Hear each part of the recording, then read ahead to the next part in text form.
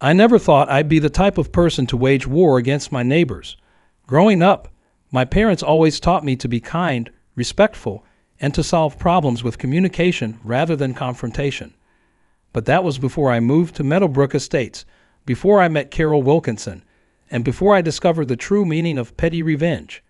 When my wife Sarah and I first drove through the gates of Meadowbrook Estates, we were enchanted. The neighborhood was pristine, perfectly manicured lawns, elegant homes with coordinated color schemes, and streets so clean you could eat off them. The community pool sparkled in the sunlight, and residents waved to each other as they walked their designer dogs down tree-lined sidewalks. "This is it," Sarah whispered, squeezing my hand. "Our forever home."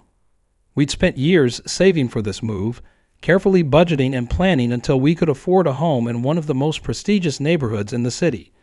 The colonial-style house with the white picket fence and the sprawling backyard was everything we dreamed of. Sure, the HOA fees were steep, $450 a month, but the amenities and the promise of property values that only went up seemed worth it. On moving day, we were greeted by a welcome basket and a thick binder emblazoned with Meadowbrook Estates Homeowners Association, Rules and Regulations. The binder was nearly 3 inches thick, but I merely skimmed it, assuming it contained the usual restrictions. No bizarre paint colors, keep your lawn maintained, that sort of thing. "You'll want to read that carefully," a voice said from behind me. I turned to find a woman in her late 50s, dressed in a tailored pantsuit despite the summer heat, her silver blonde hair cut in a severe bob. She extended a manicured hand. "Carol Wilkinson, HOA President. Welcome to the neighborhood." Her smile didn't reach her eyes, which were busy scanning our moving boxes as if searching for violations. "Thanks," I said, shaking her hand. "I'm James Collins, and this is my wife, Sarah." "Lovely to meet you both," Carol replied, her gaze lingering on Sarah's vibrant purple hair. "I'm sure you'll find Meadowbrook a wonderful place to live, as long as you follow our community standards." She emphasized those last 2 words in a way that made them sound almost threatening. "Of course," Sarah said, her smile faltering slightly. "We're excited to be part of the community." Carol nodded, then pointed to a beautiful row of privet hedges that separated our property from our neighbors. "Those hedges were planted by the previous owners. They're quite lovely, but they'll need to be kept at exactly 48 inches, per Section 7, Paragraph 3 of the Landscaping Guidelines. The Hendersons let them grow to 52 inches last summer, and we had to issue 3 citations." Before I could respond, she was already walking away, calling over her shoulder, "Board meeting is the first Tuesday of every month." "Attendance is strongly encouraged." Sarah and I exchanged glances. "She seems intense," I said. "It's fine," Sarah replied. "Every neighborhood has one person who takes things too seriously. I'm sure the rest of the residents are normal." For the first month, everything was peaceful. We settled in, made friends with a few neighbors, and enjoyed our new home. I dutifully trimmed the hedges to exactly 48 inches, even buying a special measuring tool to ensure compliance. We painted our mailbox the approved shade of forest green, Sherwin-Williams Evergreens #6447, as specified in the guidelines, and made sure our trash cans were never visible from the street. Then the first letter arrived. It was printed on official HOA letterhead, sealed in an envelope marked Urgent. Compliance Notice. "Dear Mr. and Mrs. Collins," it read, "it has come to our attention that the bird feeder installed in your front yard oak tree is not an approved model.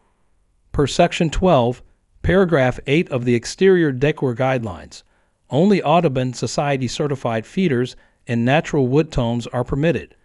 Your current model appears to be painted blue, which is not on the approved color palette for wildlife accessories.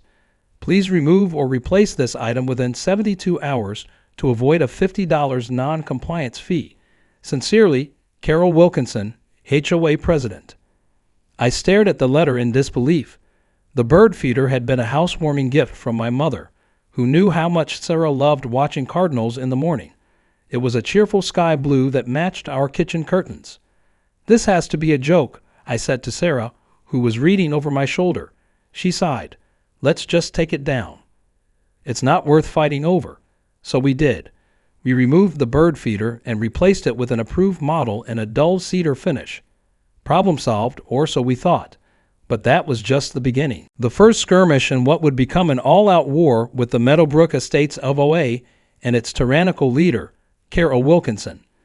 Little did I know that those hedges, those perfectly trimmed 48-inch hedges, would soon become the centerpiece of a neighborhood showdown that would change everything. The second letter arrived exactly 2 weeks after the bird feeder incident. This time, the envelope was marked with a glaring red violation stamp. Dear Mr. and Mrs. Collins, it began. During our routine property inspection, it was noted that your front garden contains non-approved plant species. Specifically, the purple coneflowers, Echinacea purpurea, are not listed in the Meadowbrook Estates approved flora catalog. All visible plantings must adhere to the pre-approved list to maintain community aesthetic standards. Please remove these plantings within 5 business days or face a $100 fine. Sincerely, Carol Wilkinson, HOA President. This is ridiculous, Sarah fumed, her cheeks flushing with anger.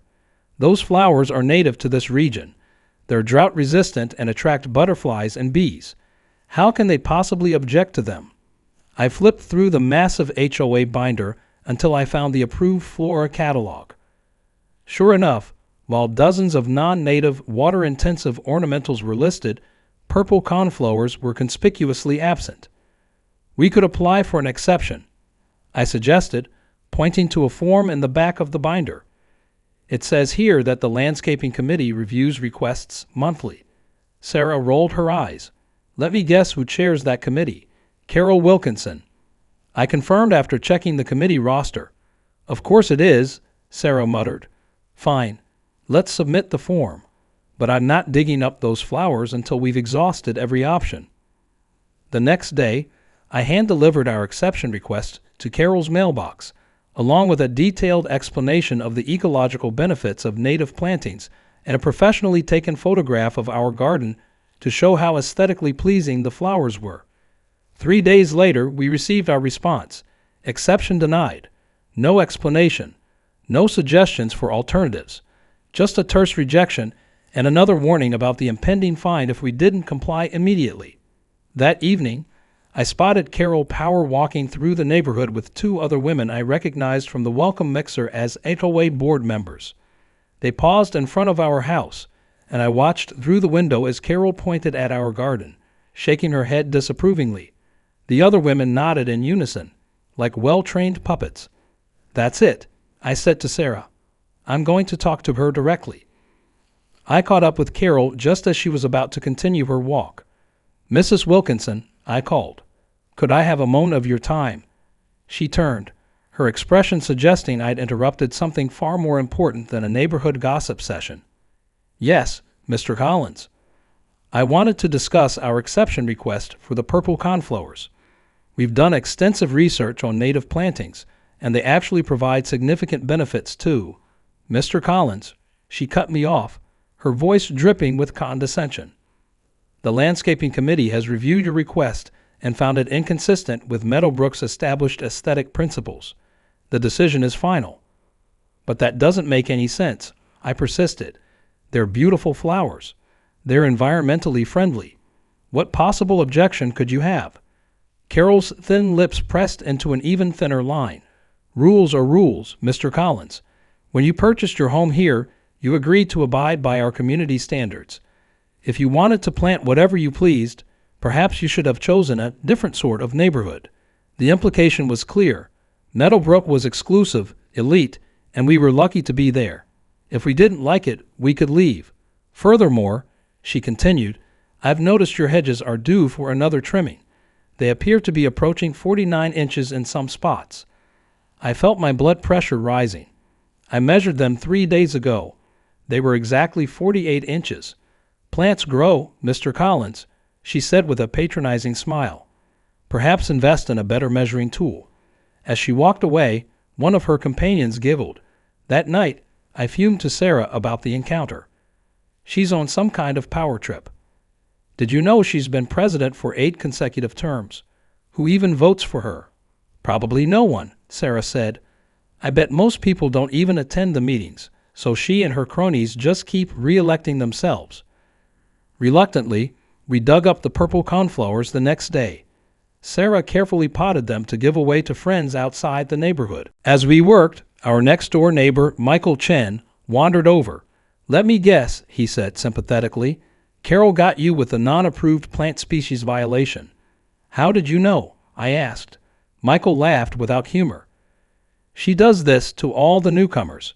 It's like her initiation ritual. Make sure you understand who's really in charge around here." "That's disturbing," Sarah said. "You have no idea," Michael replied. "Wait until she starts measuring your grass height with a ruler, or citing you for having your garage door open for more than 15 minutes. Or my personal favorite, issuing a violation because your trash can was brought in at 7:01 p.m. instead of before 7:00 p.m. "You're joking," I said. "I wish I were," Michael sighed. "Look, a word of advice, just keep your head down. Don't make waves. It's easier that way." But as we replaced our beautiful native flowers with bland, HOA-approved hostas, I couldn't help but feel that something fundamental was at stake. This wasn't just about plants or bird feeders or the height of our hedges. This was about the right to make reasonable choices about our own property, the home we'd worked so hard to buy. Little did I know that the purple coneflower incident was merely the opening salvo in Carol's campaign against us, and that those perfectly trimmed hedges would soon become the hill I was willing to die on.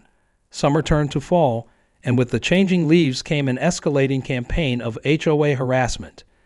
In September alone, we received notices for a Halloween wreath hung 6 days before the officially designated seasonal decoration period, a garden hose improperly coiled on its stand, a single dandelion, and our otherwise pristine lawn. Sarah's car parked in the driveway for more than 4 hours. Apparently it needed to be in the garage if not actively arriving or departing. A recycling bin placed 1 foot too close to the regular trash bin. Each violation came with increasingly steep fines. By October, we paid over $300 in penalties, and my blood pressure rose every time I saw an envelope with the HOA logo. "This is targeted harassment," Sarah insisted after receiving a citation for wind chimes that were 2 inches longer than the maximum allowed length. "She's singling us out." I wasn't sure until I spoke with other neighbors. Some, like the Chens next door, received occasional warnings but rarely actual fines. Others couldn't remember the last time they'd been cited for anything. "Carol tends to focus her attention on one household at a time," explained Diane Grayson, an elderly widow who lived in Meadowbrook for 15 years. We'd struck up a friendship when I helped her carry groceries inside during a rainstorm. Last year, it was the Paddles on Oak Drive. Before that, the young gay couple on Maple Court. She drives people out, one family at a time. "But why us?" I asked. Diane patted my hand. "Who knows? Maybe she doesn't like Sarah's purple hair. Maybe your cars are too middle class. Or maybe she just needs a new project. Carol's husband left her 5 years ago, you know.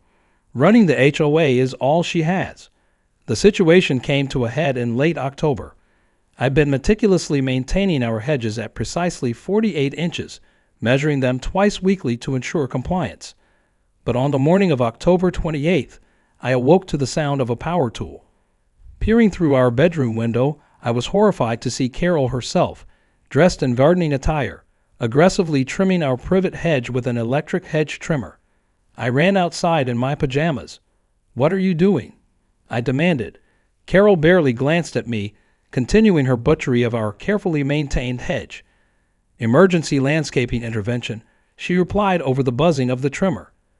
Section 15, Paragraph 2 gives the HOA president authority to address severe violations that impact neighboring properties.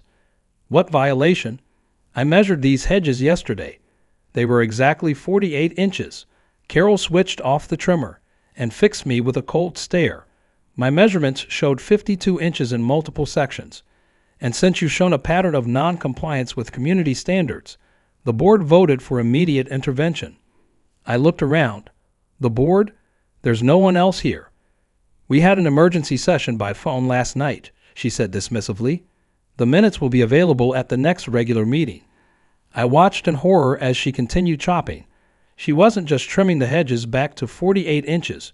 She was butchering them, cutting whole sections down to barely 30 inches, creating unsightly gaps and bald spots. "Stop this right now," I shouted, my patience finally snapping. Carol smiled thinly. "I'm afraid I can't do that. And if you interfere with official HOA business, I'll have no choice but to issue another fine." By this point, Sarah had joined me outside, along with several neighbors who'd been drawn by the commotion. "This is insane," Sarah said, surveying the damage. "You're destroying our property." "Actually," Carol replied smugly, "the CC and Rs clearly state that perimeter landscaping falls under shared maintenance jurisdiction. I'm simply bringing these hedges into compliance since you repeatedly failed to do so." Michael Chen stepped forward. "Carol, I can see those hedges from my property, and they were perfectly fine yesterday. This is going too far." Carol's expression hardened. "Be careful, Michael. Your deck could use resealing, and I believe your garbage can was visible from the street for 20 minutes on Tuesday." Michael stepped back, properly chastised, and I felt a surge of helpless rage. This woman had the entire neighborhood living in fear. After she finally left, leaving our once beautiful hedge looking like it had been attacked by a drunken gardener with a vendetta against privet, Sarah and I surveyed the damage. "We need to fight back," Sarah said, tears welling in her eyes. "This isn't just about plants anymore. She's bullying us, James. She's trying to drive us out." "But how?" I asked. "She knows every rule in that binder. She probably wrote half of them." That's when Diane approached us, glancing furtively over her shoulder as if afraid of being overheard. "There's a board meeting next Tuesday," she whispered. "You should come, and bring as many neighbors as you can convince." "Why?" I asked. "What good will it do?" Diane's eyes twinkled with mischief that belied her 75 years. "Because I've been keeping records. For years. Every violation notice. Every selective enforcement. Every time she's bent the rules for her friends and hammered everyone else. I was just waiting for someone with the spine to stand up to her." She pressed a USB drive into my hand. "Review these before the meeting. And whatever you do, don't let Carol know what you're planning." As Diane walked away, Sarah and I exchanged looks. This was no longer about defending our property. It was about reclaiming our neighborhood from a tyrant. But Carol wasn't finished with us yet. Not by a long shot. And what she did next would push me beyond the breaking point. 3 days after the Hedge massacre, I received a registered letter from the Meadowbrook Estates HOA. Unlike the previous notices, this one came in a thick manila envelope, and the return address listed not just the HOA, but also Whitman, Davis, and Klein, attorneys at law. My hands trembled as I opened it. Inside was a formal legal notice informing me that due to repeated and willful violations of community standards, the HOA was initiating foreclosure proceedings on our home. Foreclosure? Sarah gasped when I showed her the letter. "They can't take our house over some purple flowers and a bird feeder, but according to the mountain of legal documents enclosed, they could. The OA's covenant gave them the power to place a lien on our property for unpaid fines and fees, and if those remained unpaid, they could indeed force a foreclosure sale." The letter detailed over $4,500 in accumulated fines, far more than the $300, something we knew about. "This is impossible," I said, flipping through the itemized list. "There are violations here from days when we weren't even in town." Indeed, the list included citations for events that couldn't possibly have occurred. Unauthorized wind chime installation on a day we were visiting Sarah's parents in Idaho, improper holiday lighting in September when we hadn't put up any lights at all, unapproved architectural modification for a supposed shed that didn't exist, and most absurdly, unauthorized removal of approved hedges dated the very day Carol had destroyed them herself. It was a breathtaking display of dishonesty, calculated to overwhelm us with so many false claims that fighting them all would be impossible. "She's fabricated everything," Sarah whispered, her face pale. "She's trying to steal our home." I spent that night researching HOA law until my eyes burned. What I discovered was deeply disturbing. While there were laws governing HOA practices, fighting them required expensive legal representation and could drag on for years.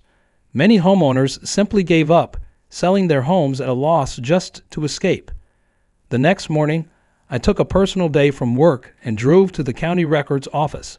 There, I requested all public documents related to Meadowbrook Estates HOA for the past decade, financial statements, meeting minutes, property transfers, everything. What I found confirmed my worst suspicions. In the past 8 years, the HOA had initiated foreclosure proceedings against 12 homeowners. Of those, 8 had sold their homes quickly at below-market prices rather than fight, and in a remarkable coincidence, 5 of those homes had been purchased by shell companies that, with some digging, I traced back to none other than Carol Wilkinson's son-in-law, a real estate investor. They weren't just driving people out. They were profiting from it.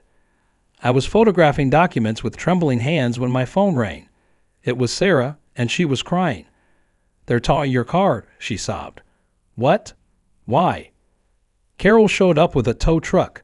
She says your registration sticker is the wrong color for the parking permit zone we're in. I tried to stop them, but she threatened to call the police for interfering with HOA business. By the time I raced home, my Subaru was gone. A new violation notice was taped to our front door, informing us that the vehicle had been impounded and could be retrieved after paying a $500 administrative fee, plus whatever the towing company charged. I found Sarah sitting on our front steps, her face streaked with tears. Next to her was Michael Chen, looking grim. "This has gone too far," Michael said as I approached. "My wife and I were talking, and we're ready to stand with you at the board meeting. Whatever Carol does to us, it can't be worse than living under her thumb forever." "Us too," said a voice behind me. I turned to see the Andersons from across the street. Tim Anderson looked uncomfortable but determined. She cited us for excessive pet waste last month because our golden retriever peed on our own lawn. Our own lawn. One by one, neighbors began to gather on our driveway. Some had horror stories of their own. Others had remained blissfully unaware of Carol's reign of terror, but were disturbed by what they were hearing. By sunset, we had a group of 15 households committed to attending the board meeting. That night, I could barely sleep. I kept thinking about the hedge, stupidly. Of all Carol's abuses, that one hit me hardest. Those hedges had been perfect, lush, green, and exactly 48 inches tall. She destroyed them not because they violated any rule, but because she could, because she enjoyed demonstrating her power. At 3 a.m., I slipped out of bed, careful not to wake Sarah. I went to my home office and opened my laptop. With Diane's USB drive plugged in, I began to compile every scrap of evidence against Carol and the board. Financial irregularities, selective enforcement, falsified violations, the suspicious property transfers. As the first light of dawn broke through my window, I made a decision. I wouldn't just defend my home. I would end Carol Wilkinson's reign once and for all. I looked out at the mutilated hedge that separated our property from our neighbors. In the growing light, I could see how Carol had destroyed it, not just trimming, but hacking entire sections away, leaving unsightly gaps and wounds in the once perfect greenery. And in that moment, I knew exactly what I was going to do. The board meeting was scheduled for 7:00 p.m. in the Meadowbrook Estates clubhouse. Sarah and I arrived at 6:30, and I was heartened to see a line of neighbors already forming outside the door. Traditionally, these meetings were attended only by the 5 board members and perhaps 1 or 2 homeowners with specific business to discuss. Tonight, nearly 30 households were represented. Carol arrived at precisely 6:55 p.m., flanked by the other board members. Her best friend, Margaret Winters, her tennis partner, Elaine Foster, her personal trainer, Bob Henderson, and Arthur Craig, an elderly man who had served as treasurer for as long as anyone could remember.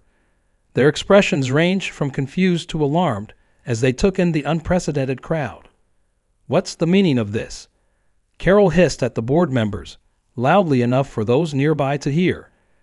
"Did anyone authorize a full community meeting? It's a regular board meeting, Carol," I called out pleasantly. "And according to Section 3, Paragraph 2 of the bylaws, all homeowners in good standing are entitled to attend." Her eyes narrowed as she spotted me.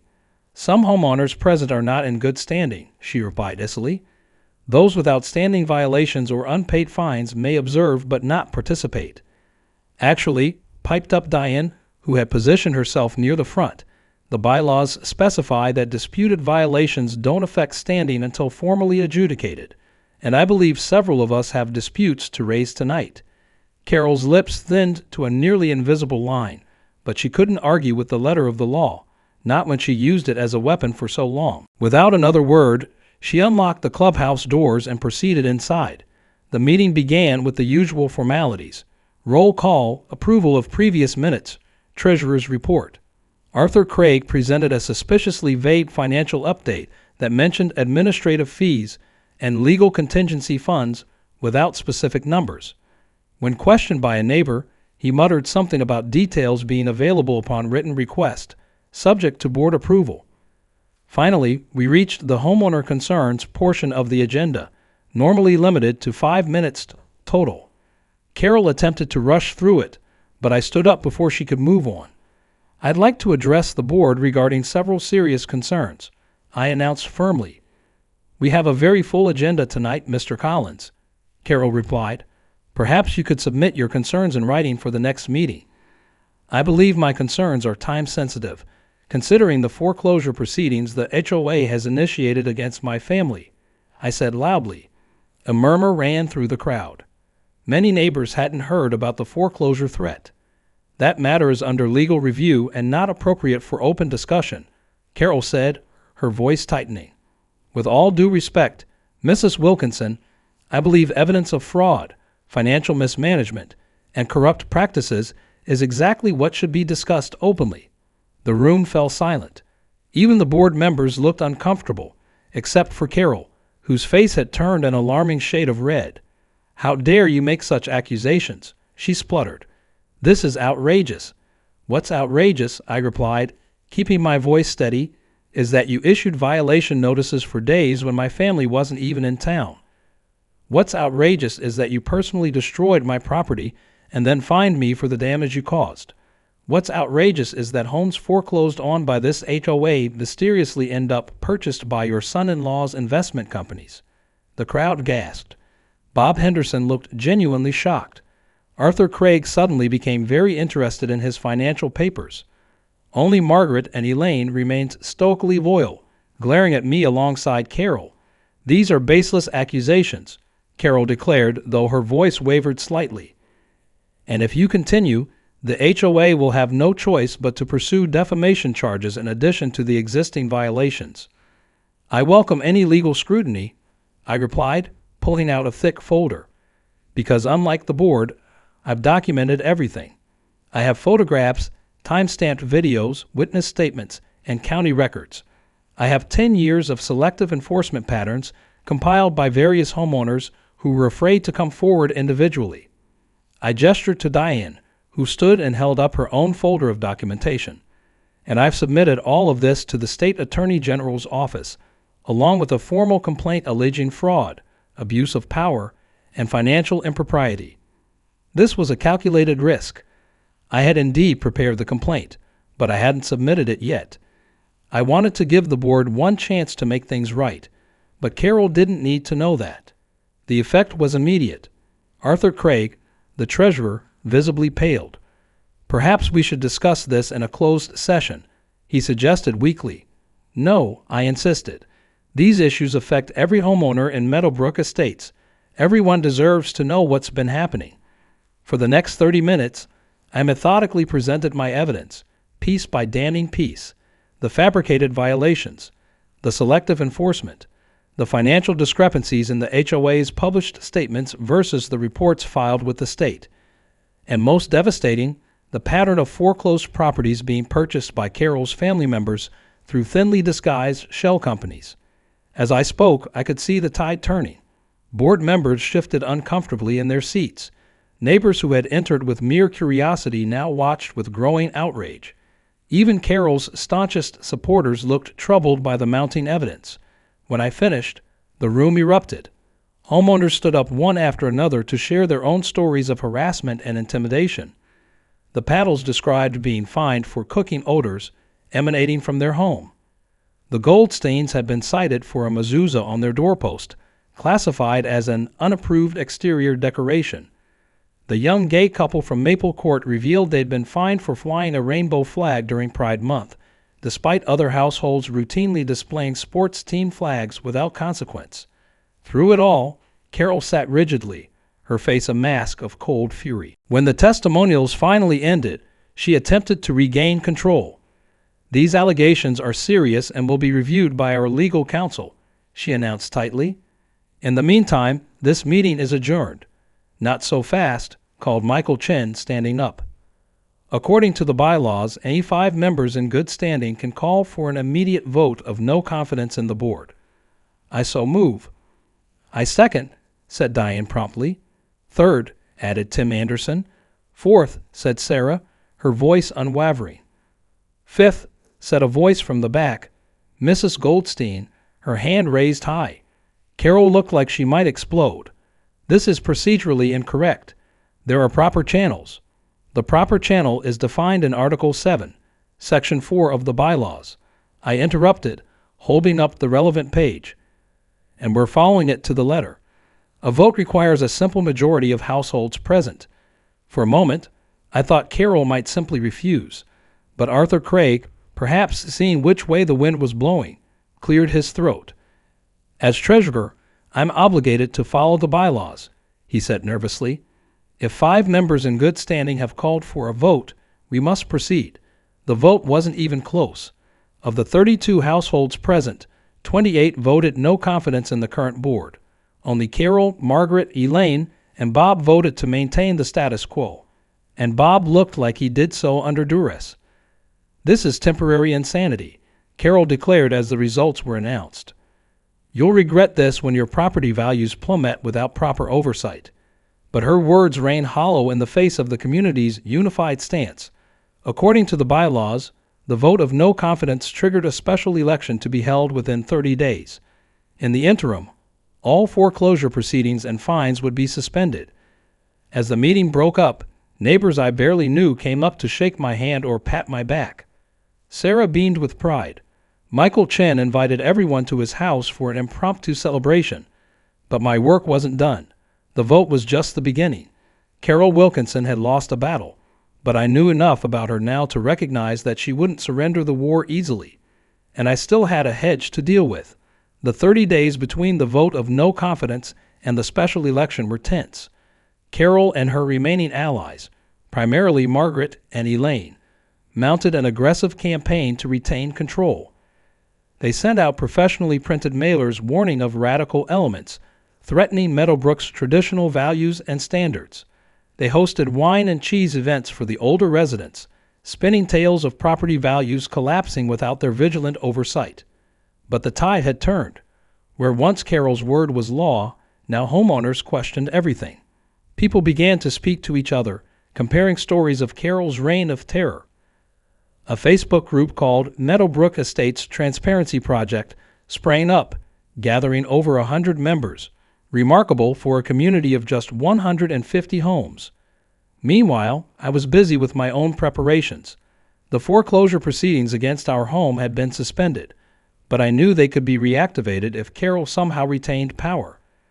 So I meticulously documented every false violation, gathered affidavits from neighbors who had witnessed Carol's destruction of our hedge, and consulted with a real estate attorney who specialized in HOA disputes. What the attorney told me was illuminating. HOAs have significant power, he explained during our consultation, but they're not above the law. False violations, selective enforcement, financial impropriety, these are all actionable. And if she really is steering foreclosed properties to family members, that could constitute fraud. Armed with this knowledge, I prepared a comprehensive legal complaint, ready to file if necessary. But I still hoped to resolve the situation without protracted litigation. Then came the incident that would ultimately seal Carol's fate. 10 days before the special election, I was working in my home office when Sarah burst in, her face flushed with anger. "You need to see this," she said, pulling me to the front window. Outside, a landscaping crew was digging up our entire front yard, removing not just the HOA-approved hostas we'd reluctantly planted, but every shrub, flower, and decorative element. I ran outside. "What are you doing?" I demanded of the foreman. He looked confused. "We have orders to implement the approved landscape plan for this address," he said, showing me a work order on his tablet. Sure enough, it detailed a complete overhaul of our front yard, replacing our existing landscaping with a sterile arrangement of rocks and a few sparse juniper bushes. "Who authorized this?" I asked, though I already knew the answer. "The HOA president," he confirmed. "Ms. Wilkinson signed off on it yesterday." "Stop work immediately," I insisted. "I never approved this, and there's currently a freeze on all HOA actions against my property pending a special election." The foreman looked uncomfortable. "Look, man, I just go where they send me. If there's a dispute, you need to take it up with whoever hired us." "And who was that?" "Wilkinson Landscape Services," he replied. "The owner is some relation of the HOA president, I think." I felt a surge of vindication. Here was the nepotism and abuse of power, laid bare for all to see. I took photos of the work order, the partially destroyed yard, and the company logo on the landscaping trucks. Then I asked the crew to leave, informing them that they were now trespassing on private property. To my surprise, they complied without argument. One of them even muttered, "Sorry, man. We've heard stories about this neighborhood." As soon as they left, I called an emergency meeting of what we come to call the Resistance, the core group of neighbors who had spearheaded the vote of no confidence. Within an hour, Michael Chen, Diane, the Andersons, the Paddles, and several others had gathered in our living room. "This is exactly the proof we needed," Michael said after I had shown everyone the photos and the work order. "Direct evidence of self-dealing. The HOA president directing business to her own family's company without competitive bidding or homeowner approval." And charging it back to us, I added, "The work order shows they plan to bill over $3,000 to my account for removing landscaping I never wanted removed." "We need to report this," said Tim Anderson, who worked in banking. "This is clear financial impropriety, maybe even fraud." "Already on it," I said, pulling out my phone to show them the email I just sent to the state attorney general's office, attaching the new evidence. But Diane, ever the strategist, suggested a different approach. "The legal route is important, but it could take months. We need to ensure the community sees this before the election." "What do you have in mind?" Sarah asked. Diane's eyes twinkled. "A good old-fashioned town hall. Invite every homeowner. Show them exactly what's been happening. Let them see the evidence with their own eyes." That evening, we hand-delivered invitations to every home in Meadowbrook Estates for a special community information session, to be held that weekend at the clubhouse. Carol couldn't prevent us from using the facility. The bylaws clearly stated that any group of 10 or more homeowners could reserve the space for community-related functions. When Saturday arrived, I was nervous but determined. To my amazement, nearly every household in the neighborhood was represented. Carol and her inner circle sat in a tight cluster at the back, faces set in disapproving scowls. "Thank you all for coming," I began. "I know weekend afternoons are precious, so I'll get right to the point. Many of you have heard rumors about financial irregularities within our HOA. Today, we want to present the facts and let you decide for yourselves. Using a projector I'd borrowed from work, I displayed a methodical presentation of evidence, the fabricated violations, the selective enforcement, the foreclosure patterns, and most damning, the nepotistic contracts with businesses owned by Carol's family members. Just this week, I concluded I caught a crew from Wilkinson Landscape Services, owned by Mrs. Wilkinson's son-in-law, attempting to tear out my entire front yard without my consent, with plans to bill me over $3,000 for work I never requested or approved. The room erupted in angry murmurs. Even some of Carol's previous supporters looked shocked. "That's preposterous." Carol stood up, her voice shrill. "This is nothing but character assassination. You have no proof of these wild accusations." "Actually, we do," I replied calmly, clicking to the next slide that showed the work order with her signature, along with state business records connecting Wilkinson Landscape Services to her son-in-law. And in case anyone thinks this is an isolated incident, I continued, "We've identified 17 separate occasions in the past 3 years where HOA maintenance contracts were awarded to companies connected to board members' families, all without competitive bidding, all at above-market rates. The evidence was overwhelming. When Carol tried to interrupt again, several homeowners actually shouted her down. Arthur Craig, the elderly treasurer who had always seemed a mere figurehead, suddenly stood up. His hands were shaking, but his voice was firm. "I need to say something," he announced. "I've served as treasurer for 12 years, and I've had concerns for some time. But Mrs. Wilkinson assured me everything was above board." The room fell silent as Arthur walked slowly to the front, leaning heavily on his cane. 2 years ago, he continued, I questioned some of these contracts. The next day, I received a notice that my porch railings violated code. When I objected, I received another for my mailbox, then another for my garage door paint. Within a week, I had 6 violations and over $1,000 in fines. The message was clear. He turned to face Carol directly. "I'm ashamed that I didn't speak up sooner. I'm resigning from the board effective immediately, and I'm prepared to cooperate with any investigation." Carol's face had turned an alarming shade of purple. "You senile old fool," she shrieked. "You'll regret this. You all will." Her outburst was the final nail in the coffin. Several homeowners who had remained neutral now openly declared their support for the opposition slate. Even Margaret and Elaine looked uncomfortable, edging away from Carol as if her disgrace might be contagious. As the meeting broke up, I was surrounded by neighbors offering thanks and support. The special election was still a week away, but everyone knew the outcome was no longer in doubt.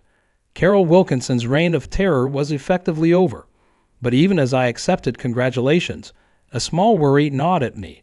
Carol had stormed out of the meeting, her face contorted with rage.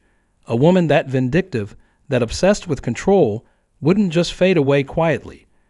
She would strike back somehow. I was certain of it. I just didn't expect her target would be my hedge, or what remained of it. The night before the special election, I was awakened at 3 a.m. by the sound of an engine. Peering through our bedroom blinds, I saw headlights illuminating our front yard. "What's going on?" Sarah mumbled sleepily. "I don't know, but I don't like it," I replied, pulling on sweatpants and a t-shirt. "Stay here. I'll check." I crept downstairs and peered through the front window. A pickup truck was parked at the curb, its headlights pointed at our hedge, or what remained of it after Carol's butchery. A figure was moving around in our yard, and even in the dim light, I recognized Carol's distinctive silhouette. I slipped outside quietly, using my phone's camera to record video as I approached. Carol was so intent on her task that she didn't notice me until I was just a few feet away. She was using a garden sprayer to douse our hedge with some kind of liquid. "What are you doing on my property at 3 a.m., Carol?" I asked loudly. She whirled around, nearly dropping the sprayer. In the glow of the truck's headlights, her face looked almost demonic, twisted with hatred and something else. "Triumph. Dealing with invasive species," she spat. "This hedge is infected with scale insects that could spread to the entire neighborhood.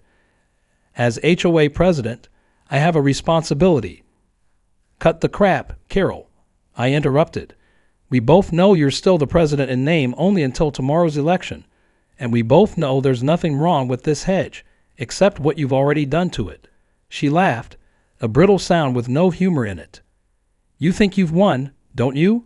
You and your little rebellion. You have no idea what you're dealing with." "I know exactly what I'm dealing with," I replied evenly. "A petty tyrant who can't stand losing control." "What are you spraying on my hedge, Carol?" "Horticultural oil," she said too quickly. "Perfectly harmless." But the chemical smell wafting from the sprayer was harsh and acrid, nothing like the mild soap scent of horticultural oil. And now that my eyes had adjusted to the darkness, I could see that the liquid had a strange bluish tint. "I don't believe you," I said, raising my phone.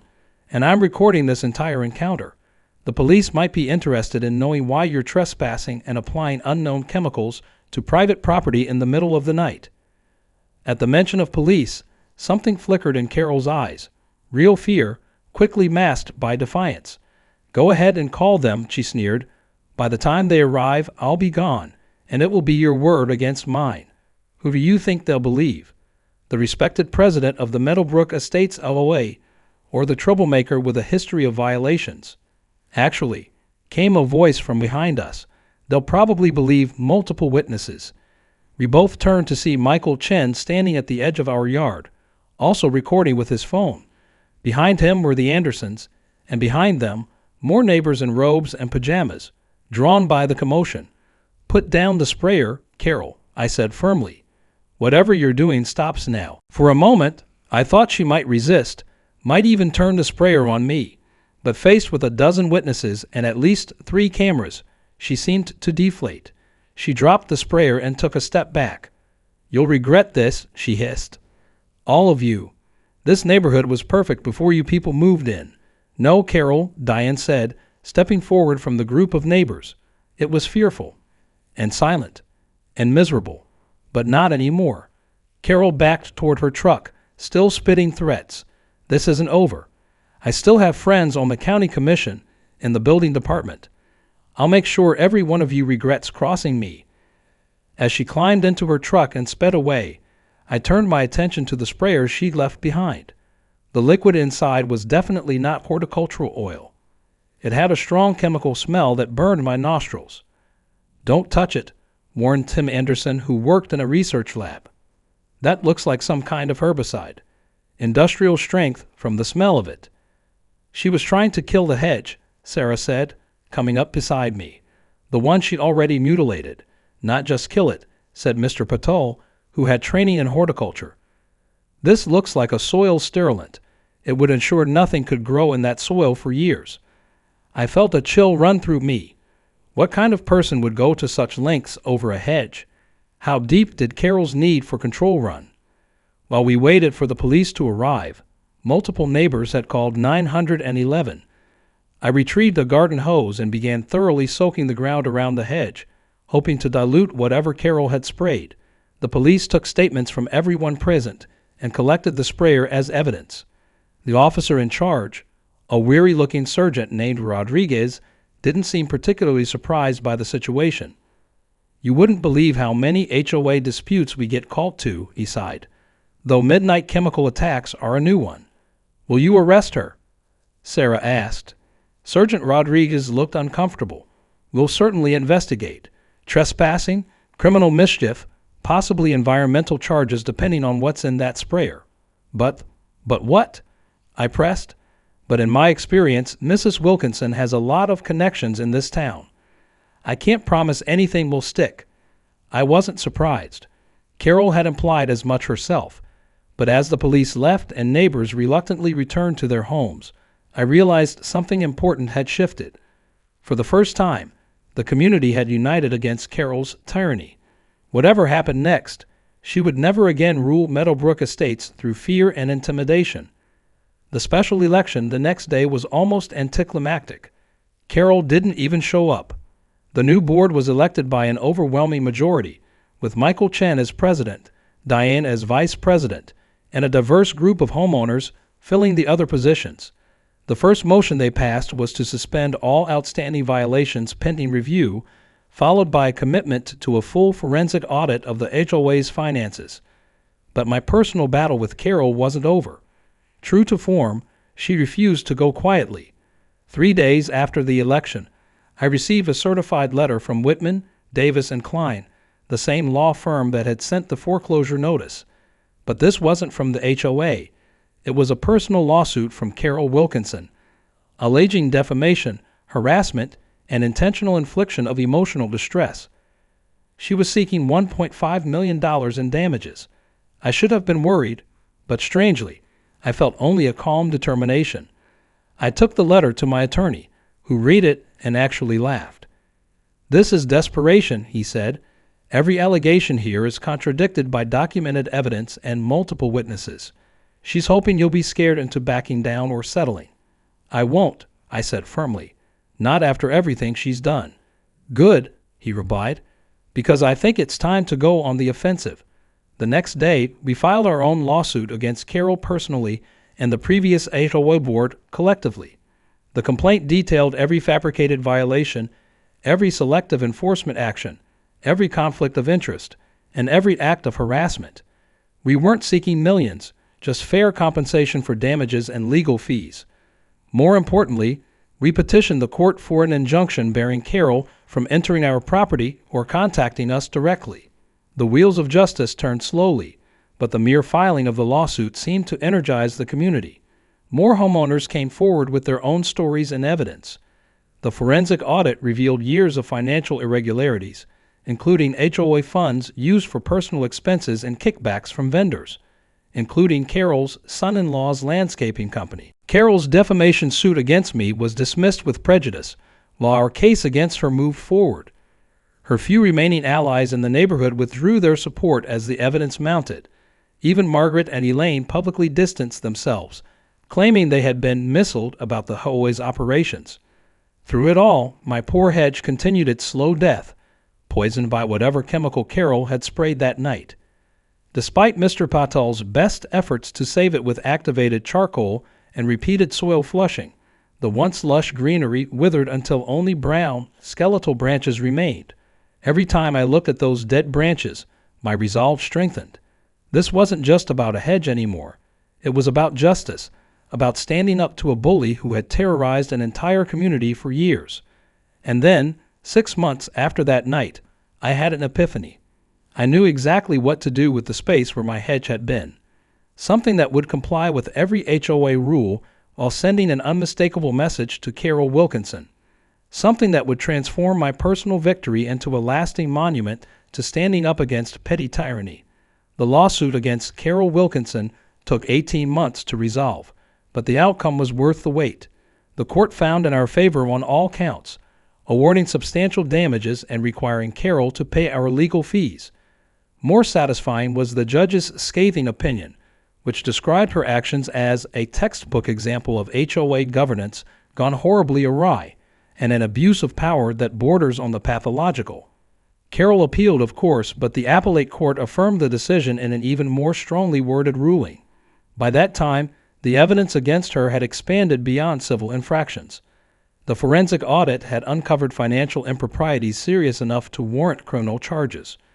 Carol ultimately accepted a plea deal that included probation, community service, and most painfully for her, a lifetime ban from serving on any HOA board. Her final humiliation came when her son-in-law's landscaping company was forced into bankruptcy after losing the lucrative and overpriced Meadowbrook Estates maintenance contract. They sold their home and moved away, unable to face the neighbors they had terrorized for so long. But that's getting ahead of the story. Let me go back to that dead hedge and what I decided to do with it. 2 weeks after Carol's midnight attack, when it became clear that the hedge was dying despite our best efforts, I called a community meeting in my front yard. Nearly every homeowner in Meadowbrook attended, curious about what I was planning. As you all know, my hedge was first mutilated and then poisoned by our former HOA president in acts of vindictive destruction. According to our landscaping experts, the soil in this area will remain contaminated for years, making it difficult to grow anything new. Sympathetic murmurs rippled through the crowd. I could just remove the dead hedge and leave bare earth, but that would mean Carol wins. Instead, I've studied our HOA guidelines. Yes, the very same ones used against us for so long, and I found something interesting. I held up the massive binder of rules and regulations. Section 14, paragraph 7 specifically addresses perimeter barriers between adjacent properties. It mandates that such barriers must be aesthetically consistent with community standards and maintained at a height between 42 and 60 inches. Michael Chen, the new HOA president, grinned. He'd been in on the plan from the beginning.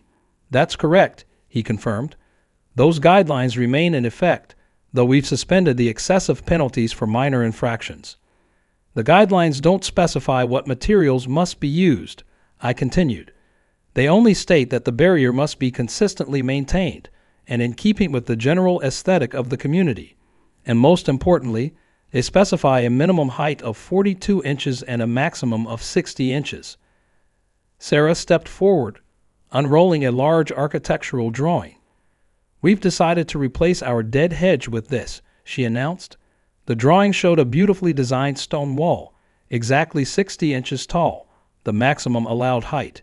It would run the entire length of our property line, precisely where the hedge had been. The wall will be constructed of high-quality natural stone, I explained. It complies with every aesthetic guideline in the HOA rules. We've already confirmed with the county that no additional permits are required since it's under 6 feet tall. But here's the best part, Sarah added with a mischievous smile. The side of the wall facing our yard will be a lovely natural stone finish that we'll plant climbing roses against. She flipped to the next drawing, and the side facing Carol's house will be this. The crowd gasped, then burst into laughter and applause. The drawing showed a perfectly smooth concrete face, painted in the exact shade of beige approved for exterior surfaces in our HOA guidelines. But the wall had been designed with a slight angle, calculated to reflect sunlight and heat directly onto Carol's kitchen windows throughout most of the day. It wasn't ugly. It wasn't against the rules. It was, in fact, meticulously compliant with every HOA regulation, but it was also a masterpiece of subtle revenge. Carol would never again enjoy looking out her kitchen window without facing a literal wall, a constant reminder of her defeat. We're calling it the Wall of Justice, I announced to more laughter, and we'd like to invite any of you who've suffered under the previous regime to leave your mark on it. Over the next weekend, construction began. The entire community turned it into an event. People brought food and drinks, children played games on our lawn, and neighbors who had once been afraid to speak to each other now chatted freely, sharing stories of Carol's reign of terror. As the wall took shape, we held a special ceremony. Each household that had been harmed by Carol's actions was invited to write a message on the concrete facing before it was sealed and painted. Some wrote inspirational quotes about justice and community. Others simply signed their names. One elderly couple who had nearly lost their home to Carol's foreclosure schemes wrote, "Never again." My contribution was simple but meaningful. At the center of the wall, I embedded a small bronze plaque that read, "Dedicated to those who stand up to petty tyranny." Height, exactly 60 inches. The completed wall was everything we'd hoped for. From our side, with climbing roses already beginning to take hold, it was beautiful. From Carol's side, well, I can only imagine her reaction when she first saw that expanse of blank beige, perfectly angled to reflect light into her kitchen during her morning coffee ritual. She complained, of course. She filed petitions with the new HOA board. She even tried to get the county building inspector to condemn it. But the wall complied with every rule and regulation. There was nothing she could do except seethe in impotent rage. The legal proceedings dragged on, but life in Meadowbrook Estates improved dramatically under the new board. Rules were simplified and clarified. Fines were reduced to reasonable amounts and were only imposed after fair warnings and hearings. Most importantly, the culture of fear was replaced by a genuine sense of community. The neighborhood flourished. Property values actually increased, contrary to Carol's dire predictions. People planted gardens, painted their doors cheerful colors, and installed bird feeders without fear of arbitrary enforcement. Children played outside again, and neighbors gathered for impromptu barbecues and block parties.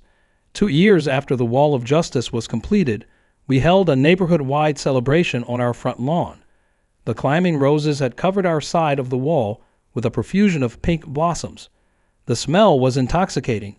During the party, Diane approached me with a mischievous smile. "Have you heard the latest about Carol?" she asked. I shook my head. Since the conclusion of the legal battles, I had made a point of not thinking about Carol any more than necessary. "She's selling her house," Diane announced. "Word is she can't stand looking at that wall anymore. She told her real estate agent that the reflected light gives her migraines." Sarah, overhearing, joined us with a satisfied smile. "I can't say I'm sorry to hear that." "There's more," Diane continued, barely containing her glee.